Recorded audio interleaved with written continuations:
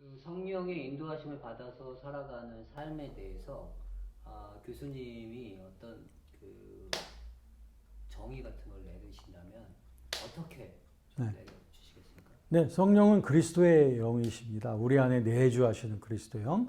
그러므로 우리 거듭난 크리스천이 그리스도의 영을 인격적으로 섬기고 따라가는 삶. 이건 근본적인 거죠. 예. 예. 이것이 간과돼서는 절대 안 되고, 그렇게 되면 새로운 율법주의로 나가거나 아니면 어, 종교주의로 나가버리네요. 네. 그러니까 이것은 필수적인 것인데, 그러므로 이 성령과 동행하는 삶이란 그야말로 24시간 언제나 어디서나 무엇을 하든지 나의 영혼의 삶의 주인이 그리스도시라고 하는 그러한 인식을 가지고 살도록 하는 그런 훈련이기도 하죠. 네. 그래서 무엇을 하든지 그와 같은 말씀이 우린 성경 도처에서 볼 수 있죠. 예. 골로새서 3장 23절에도 보면 그러므로 너희가 무엇을 하든지 말에나 일어나 다 주 예수 그리스도의 이름으로 하고 하나님께 영광을 돌려라. 정말 성경에 충만하게 나타나 있죠. 요한일서 2장 6절에도 보면 누구든지 그 안에서 살고자 하는 자는 그의 행하심을 따라 자기도 행할지니라. 네. 빌립보서 2장 5절에 보면 너희 안에 이 마음을 품어라. 그 그리스도 예수의 마음이다. 그리스도의 예수의 마음이라는 게 Christ attitude를 말하는 거죠. 그리스도의 태도. 이게 어떻게 가능한가? 그것은 바로 성령으로 살고 성령으로 생각하고 성령으로 말하는 삶의 훈련 속으로 들어가야 되는 거죠. 예. 그게 어디 한순간으로 되는 게 아니죠. 성령 충만의 그 순간적인 경험했을 때는 이제 그렇게 살 수 있을 거라고 다들 기대하죠. 네.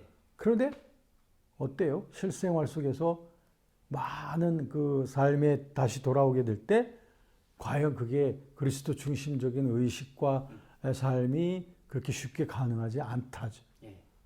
그러면 어떻게 되냐? 계속 배워가야 되고 훈련돼야 되고 본도 받아야 되고 가르쳐줘야 되고 하면서 그 삶이 점점 더 깊어지고 더 치밀해져 가는 거죠. 그러면 마침내 창세기 5장 24절에 있는 말씀처럼 에녹이 주님과 함께 동행해서 더 이상 머물지 않더라 해서 하나님께서 그를 택해 가셨다라고 하는 그러한 그 말씀의 고백이 이 땅 위에서도 가능한 것이 아니겠습니까? 예. 네. 성령의 은혜에 따라서 우리가 성결의 은혜를 또 체험하고 그것들이 계속해서 우리 안에서 경험되어져야 한다는 그 말씀에 또 그것을 위해서 전적으로 우리가 예수님께 순종하고 그 예수님이 그리스도 되신 것, 주 되시는 삶을 살아가는 것이 핵심인 것. 네. 그것을 훈련하는 것이 네. 결국 성령의 인도하심을 받아 네. 사는 것이다 라고 말씀하시는 것으로 이해되는데 맞습니까? 네.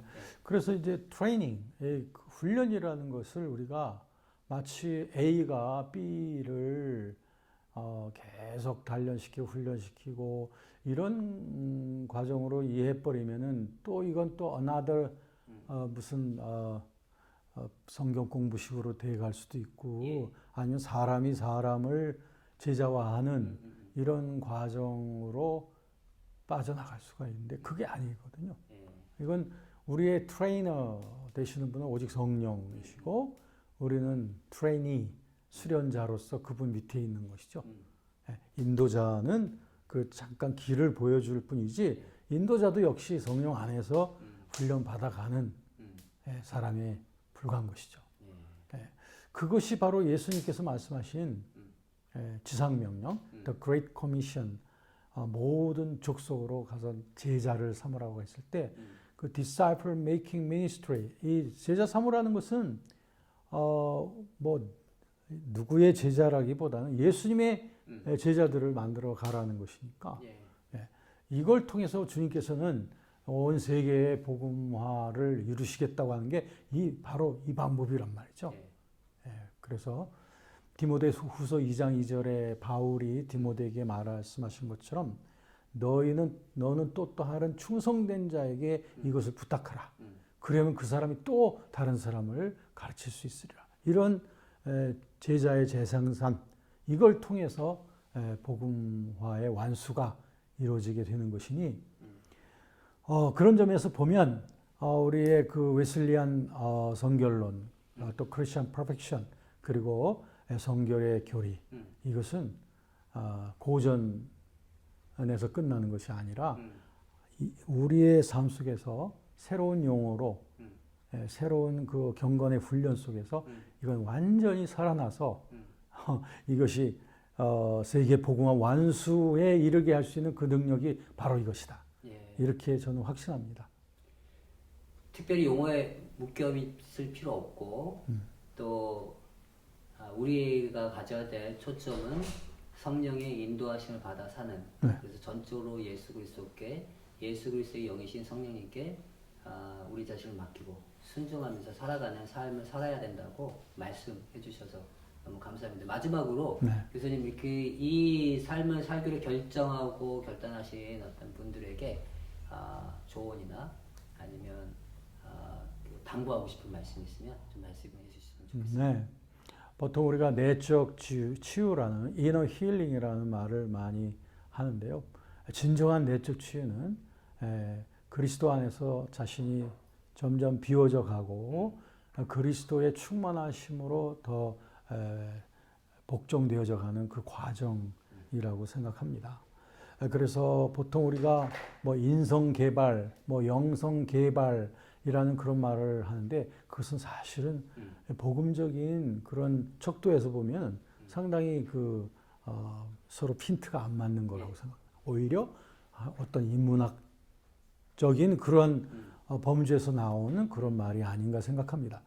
성령 안에서의 우리의 성장이라고 하는 것은 그리스도 안에서 더 낮아지는 것이고 더 비워짐으로 인하여 정말 그분이 나의 주이시고 왕이시라고 하는 것을 더 깊이 더 많은 영역에서 이제 깨달아져 가는 그 과정 속에 우리가 있다라고 보면서 우리 이 길을 함께 가시기 원하시는 우리 사역자분들, 모든 지도자분들에게 꼭 우리가 함께 각인해야 될 그런 그 소중한 격언은 우리는 다 그리스도 안에서 우리가 배워져 가고 더 성장되어져 가는 모든 사람들이다라고 하는 그런 태도로 우리가 이 현장에서 사역한다면 우리가 이 일에 성결의 큰 진보가 이 땅에 이루어져 갈 거라고 보고요. 특별히 이제 다른 신학 전통 속에 있는 분들이라고 해서 우리가 나몰라 해서 아니 되고 그들을 배척해서는 아니 되고 오히려 그들 속에 하나님이 주셨던 좋은 헤리테이지 이런 것들이 있기 때문에 그 부분들을 우리가 마음을 열고 배우려고 하는 그런 자세로 우리가 나간다면 우리 기독교계에 아름다운 화평과 사랑이 더 무르익어 가고 그렇게 해서 하나 되어진 그러한 우리들의 유니티를 통해서 우리는 음부의 권세가 이기지 못하는 그런 강력한 교회의 영광을 이 땅 위에 드러낼 수 있을 거야. 저는 이렇게 확신합니다. 예, 오늘 너무 좋은 또 말씀으로 또 많은 고민들을 가지고 계시는 분들에게 시원한 해답이 되었을 거라고 확신합니다. 오늘 함께 해주셔서 너무 감사합니다. 네, 좋은 자리 만들어 주셔서 감사합니다. 고맙습니다.